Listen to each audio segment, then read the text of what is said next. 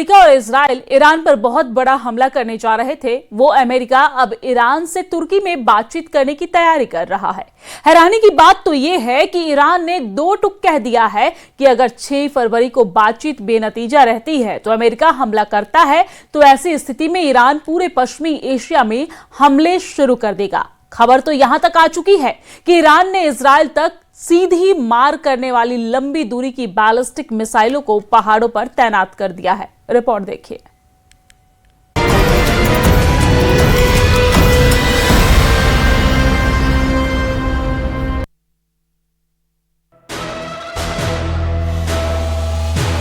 No me ayuda।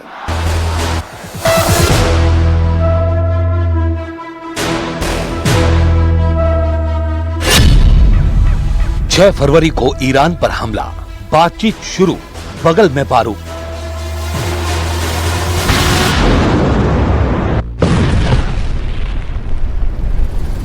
America और Iran एक दूसरे पर हमला करने में रत्ती भर भी रहम नहीं करेंगे। अरब सागर में अमेरिकी आर्माडा यानी युद्धपोत का बेड़ा 20 जंगी जहाजों से ईरान को चारों तरफ से घेर चुका है।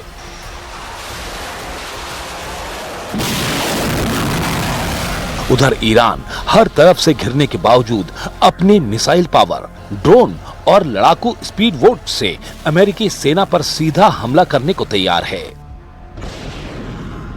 दावा तो यहां तक किया गया है कि पश्चिमी एशिया में मौजूद अमेरिका के 8 देशों में मौजूद 60 अड्डों पर ईरान अंधाधुंध हमले करने को तैयार बैठा है। कुल मिलाकर 40 से 50 हजार अमेरिकी सैनिक अकेले मिडिल ईस्ट में ही ईरानी हमले के निशाने पर आ चुके हैं।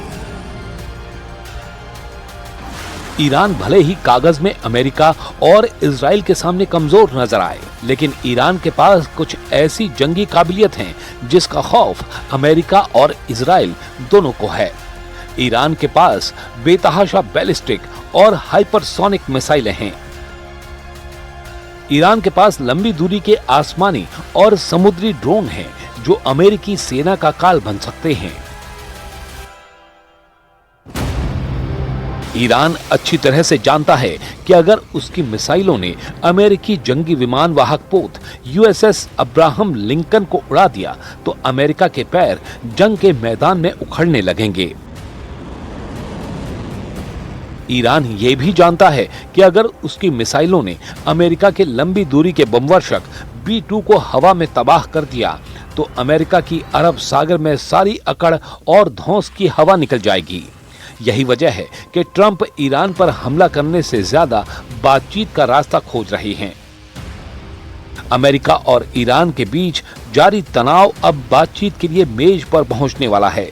अमेरिकी राष्ट्रपति डोनाल्ड ट्रंप का कहना है कि उनका एडमिनिस्ट्रेशन ईरान के साथ बातचीत कर रहा है, जबकि इंटरनेशनल न्यूज एजेंसियों का कहना है कि ईरान के विदेश मंत्री अब्बास रक्काची और यूएस प्रेसिडेंट के स्पेशल एनवॉय स्टीव विटकॉफ 6 फरवरी को इस्तांबुल में मिलेंगे।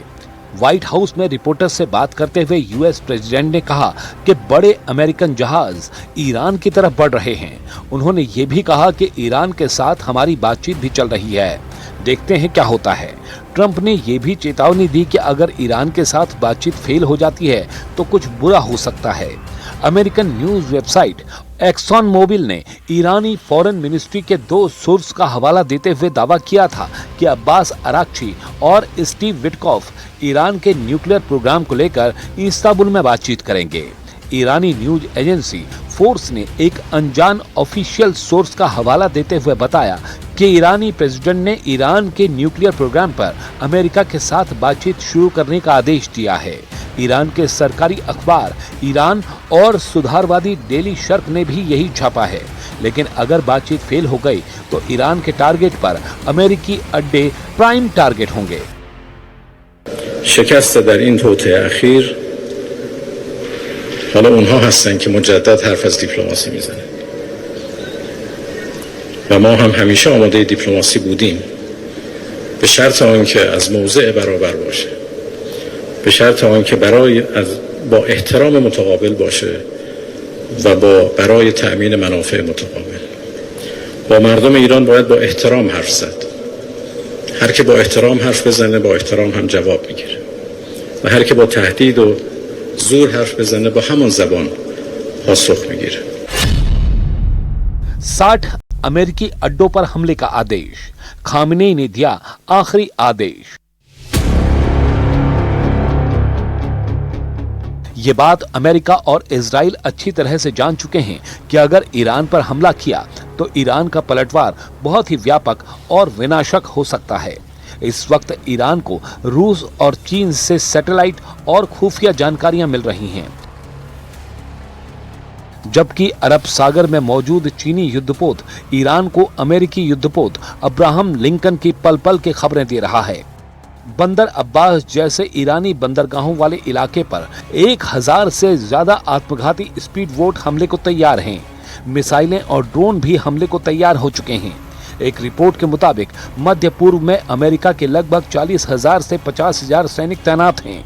हाल ही में USS Abraham Lincoln aircraft carrier के आने से करीब 5,700 अतिरिक्त सैनिक इस क्षेत्र में जुड़े हैं।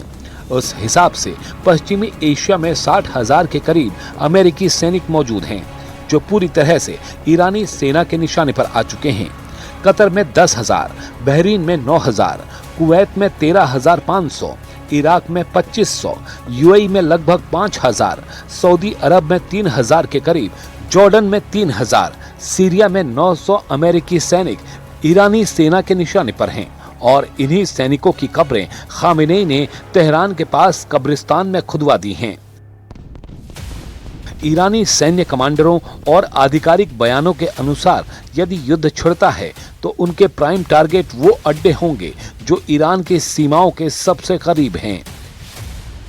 अल उदीद एयरबेस, चूंकि यहां से अमेरिका के सबसे खतरनाक लड़ाकू विमान और बॉम्बर उड़ान भरते हैं, यहां ईरान की बैलिस्टिक मिसाइलों का पहला निशाना हो सकता है। 5वीं फ्लीट बहरीन, ईरान अपनी स्मार्ट मिसाइलों और सुसाइड ड्रोन से फारस की खाड़ी में खड़े अमेरिकी युद्धपोतों को निशाना बनाने की धमकी दे चुका है। एन अल असद इराक, इतिहास गवाह है कि 2020 में कासिम सुलेमानी की मौत के बाद ईरान ने सीधे इसी बेस पर मिसाइलें दागी थीं। स्ट्रेट ऑफ हॉर्मूज, हालांकि ये कोई बेस नहीं है, लेकिन ईरान इसे ब्लॉक करके अमेरिकी नेवी को सीधे चुनौती दे सकता है। अल दफरा यूएई, अपनी आधुनिक टोही प्रणालियों और निगरानी ड्रोन्स की वजह से ये भी ईरान की सूची में ऊपर है। ईरान ने हाल ही में एक वीडियो जारी किया है जिसमें उसने इन सभी ठिकानों को अपनी मिसाइल रेंज में दिखाया। अमेरिका ने इसके जवाब में अपने पैट्रियट और थर्ड मिसाइल डिफेंस सिस्टम को अलर्ट पर रखा है।